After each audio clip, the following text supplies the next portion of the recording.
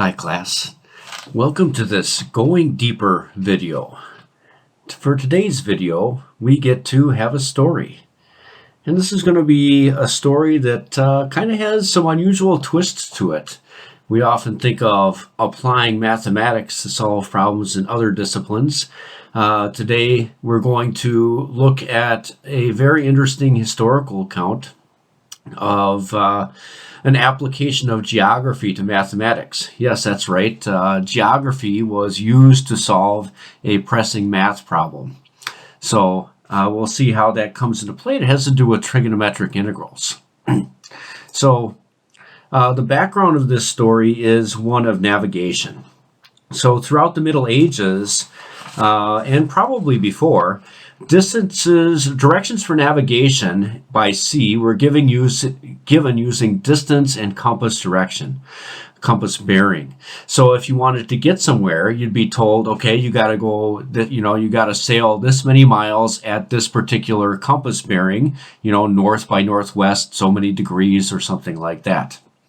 And that worked fine in small bodies of water, like the Mediterranean Sea. But when exploration started going more global, you get out into the oceans, sailing around there and so on, things were not quite so simple anymore. Some complications arose in those situations. You see, a line of fixed compass direction, if you follow it long enough, is not really a line on the map. It turns out that on an ordinary flat map, a line of fixed compass direction is actually curved. It's not straight, so to speak. In fact, they even start spiraling after a while if you follow them long enough and so forth. And that was pretty confusing to the typical sailor. So there was this pressing need for a kind of new way of navigating, a new way of making maps, such that fixed compass directions would actually be straight lines. That's what was sought. And sure enough, that was attained as well. In 1569, Gerardus Mercator invented a type of map where lines of fixed compass directions were indeed straight lines. And that's called a Mercator map. Certainly not the only type of map in use today, but they are still in use today. You certainly will still see Mercator maps around. An example of a Mercator map will be on the next slide. We'll get to kind of explore that a little bit shortly. And so the great thing about the Mercator map is that it preserves angles. And that's what allows it to have fixed compass direction, which at the end of the day is more or less an angle, you might say, with the horizontal or with the equator. Those will actually be straight lines because the map preserves angles. Now, ideally, in an ideal world, we would want to have a map that preserves angles and distances, right? So that, you look at a distance on the map, different distances on the map correspond with equal distances in reality. However, there is a big mathematical theorem that says it is impossible, considering we live on a globe, to make a flat map of the Earth that will preserve both distances and angles. And so the price that the Mercator map pays is that it cannot preserve distances. So what does that look like? The way that it deals with this is that it shrinks the scale towards the poles. And by shrinking the scale, maybe from 1,000,000 to 1 to 500,000 to 1 or something like that, it makes regions look bigger on the map in comparison, relatively speaking, to regions that are closer to the equator. So here's how that looks. Here's a Mercator map. You've probably seen maps that look like this. And you can definitely tell that it's not preserving distances. So for instance, Greenland up here in green towards the top, that's an island. It's not really bigger than South America, even though it appears so on the map. But looking at the bright side, let's say you wanted to sail from Hawaii to San Francisco. Well, you ought to be able to just set your compass straight in that direction and sail straight there, which indeed you can. And on the Mercator map, that looks like a straight line, which is great. That really was the goal here. But again, the price that we pay is that the distance stretches towards the poles. So if we look at the distance between these two latitudes marked in red here on the map, okay, that's I think 0 to 10 degrees, and so that is a particular distance. But if we look at a change of 10 degrees in latitude up towards the poles, here, this also is 10 degrees, and so that actually is the same distance in reality between the two red lines toward the pole and the two red lines toward the equator. Those distances really are the same. Clearly not the same on the map. So you see that the map is not preserving distances. And let me pause here for just a second. Okay, some excitement with my dog there.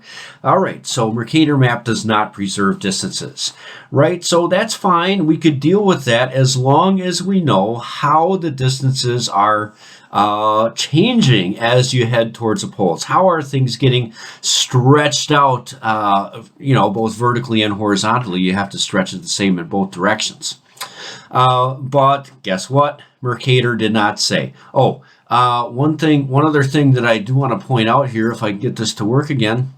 Okay, the point of this is that if we look at the distance between two longitudes, and if we think of that in terms of the map, what we want is for that distance to stay the same, and I think you could see that it does, right? If we head up here towards the poles, we're making that distance stay the same on the map, when in reality, of course, those longitudes are angling in on each other as you get closer to the pole. They all come together at the pole. So the goal of the map is to keep those the same, but of course to do that, it's got to stretch the real kind of scale of things, stretch it out to keep them parallel.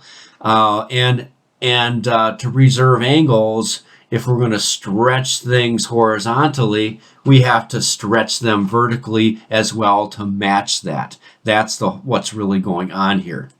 Okay, so Mercator then hopefully would just tell everyone how he was doing this, but he didn't. He said we have progressively increased the degrees of latitude toward each pole. Yeah, okay, but how do you do that? He did not explain how the proportions changed. So a couple of explanations for that. One is that he may have wanted to keep that as a kind of trade secret so that other people could not duplicate what he was doing with maps. That's probably the most likely explanation. The other explanation might be that, yeah, he figured out how to do it, but he couldn't really explain it. He may not have had the mathematical background to know how to explain it. Okay, and so that means that navigators were still in a conundrum here because you couldn't measure distances precisely on a Mercator map without knowing how the scale was changing as you go from equator toward pole. So in 1599, Edward Wright, who I believe was a mathematician, he did give a mathematical method for constructing an accurate Mercator map. And I probably should have mentioned, we're giving just a very brief summary of this story, which is really kind of long and convoluted with some interesting twists and so forth. But the key is that the parallel at latitude theta should be stretched by a factor of secant theta. So however far angled up you are from the equator, secant theta of that angle is what you stretch by. Now, why that's part of the story that we're not going to go into. It has to do with spherical trigonometry. It's very interesting. It makes a lot of sense, but in this calculus video, I think it would take us a bit far afield. Okay, but it does turn out secant theta is the key there, the factor that you want to use.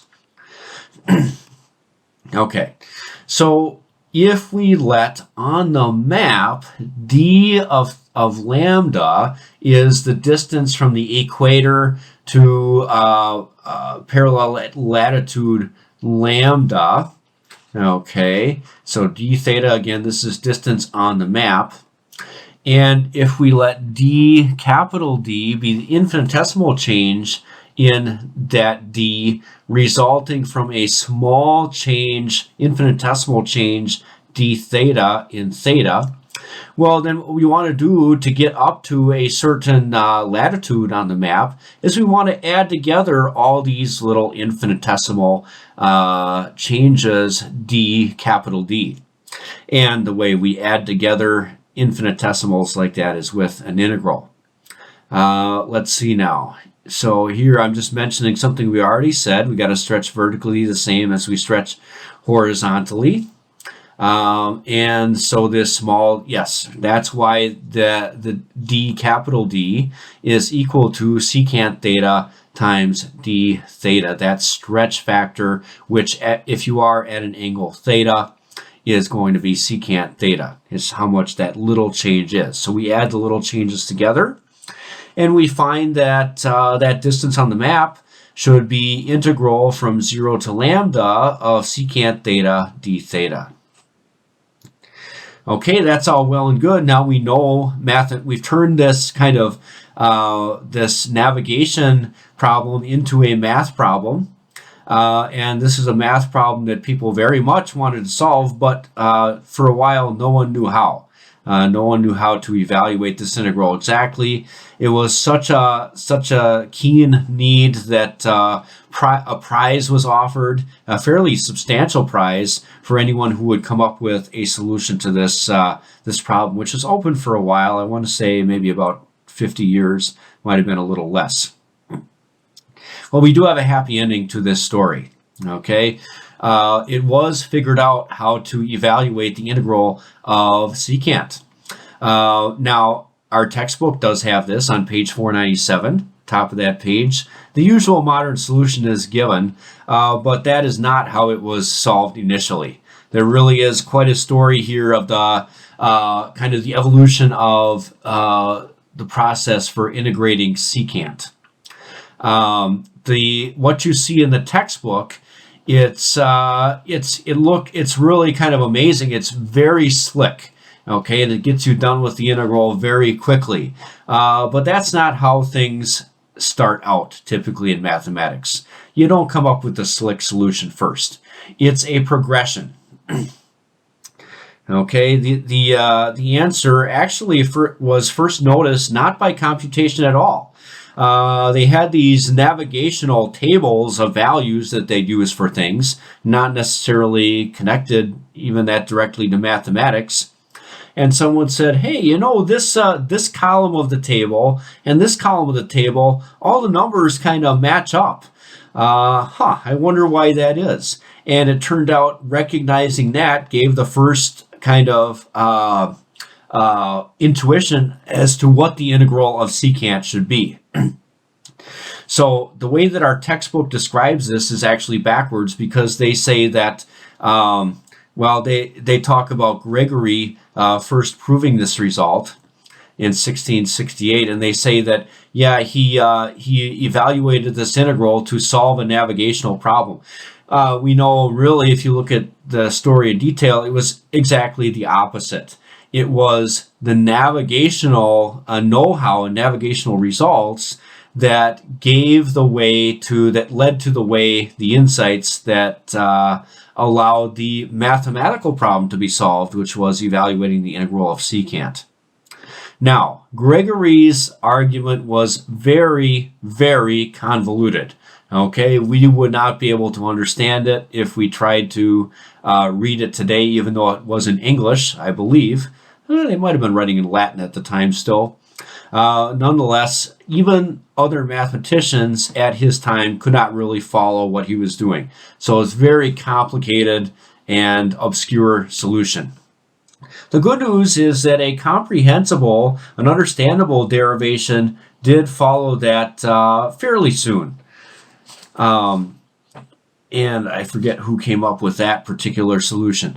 Okay, now it's comprehensible in the sense that, yeah, it uses techniques that we're learning in calculus 2 in kind of a long process, and a bit complex, but it's something that we could definitely follow and that you could actually definitely do. And in fact, I do think that you'll have, I was supposed to move this down here. There. Now you can see the full thing. But you can, I do anticipate giving you an assignment where you will have the opportunity to recreate this second computation of the integral of secant, and I think that should be a lot of fun. Okay, so happy ending. We find we have our navigation problem solved. And just as kind of a bonus to that, we end up with one of our basic integrals, integral of a standard trigonometric function as a result of this. Well, we haven't really computed anything in this video, so maybe just to wrap it up, let's take a look at that modern evaluation of the integral of secant theta d theta. It's in the textbook, but there's kind of a point I want to make with doing this. Okay, so we got the integral of secant theta d theta, and how would you do that? I mean, at first it's just like, it's like, well, who knows? And people in the 1600s felt the same way. So what we're going to do is we're going to just multiply this integral by 1. Okay, that's one of the standard mathematical, creative.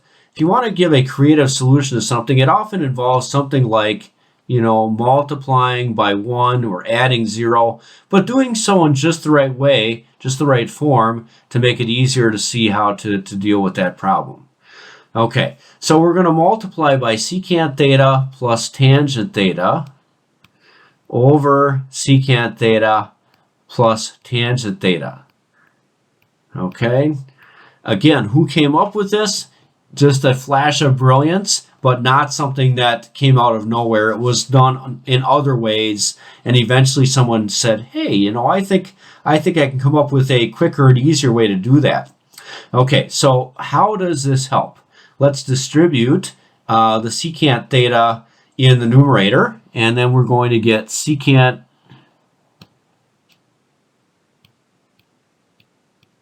squared theta plus secant theta tangent theta. Okay, and the denominator, now we've still got secant theta plus tangent theta d theta. And now you can start to see the method to the madness here, because if you look at the numerator and you compare it to the denominator, well, hey, it just so happens that the numerator is the derivative of the denominator, which makes this a perfect situation in which to use substitution. So we'll just let u equal the denominator, secant theta plus tangent theta. And then du, this is playing right into our hands here. If we rearrange it a little bit, okay, so let's write it this way first. Secant theta tangent theta plus secant squared theta, if we kind of keep the terms in the same order. And then we got to have a d theta out here, so we probably also better have some parentheses. So once we change the variables here, do that substitution, we've just got 1 over u du. And that's an integral that you know how to do. This is natural log of the absolute value of u plus c. We'll do the indefinite integral here is what we're doing. And then if we just put the back substitute here, get natural log of secant theta plus tangent theta, putting that back in for u, plus c. And there we go. There is our evaluation of the indefinite integral of secant theta. It's certainly an important one, and we know what it is. Ultimately tracing all the way back to our seafaring friends to as to how the solution to this problem came about. Okay, so again, just one more moral to the story, perhaps. And again, you may look at this as a modern student and think, I could never come up with something like this. If this is the kind of thing I got to do, I feel kind of hopeless in it. But just keep in mind, this is not something that was obvious or that was come up with in a day.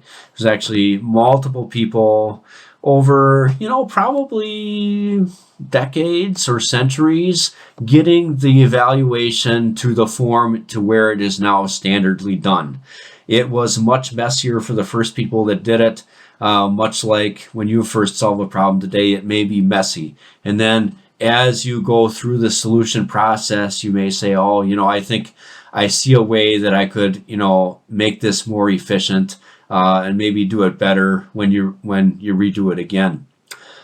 So things are not always as polished as textbooks make them seem or as straightforward.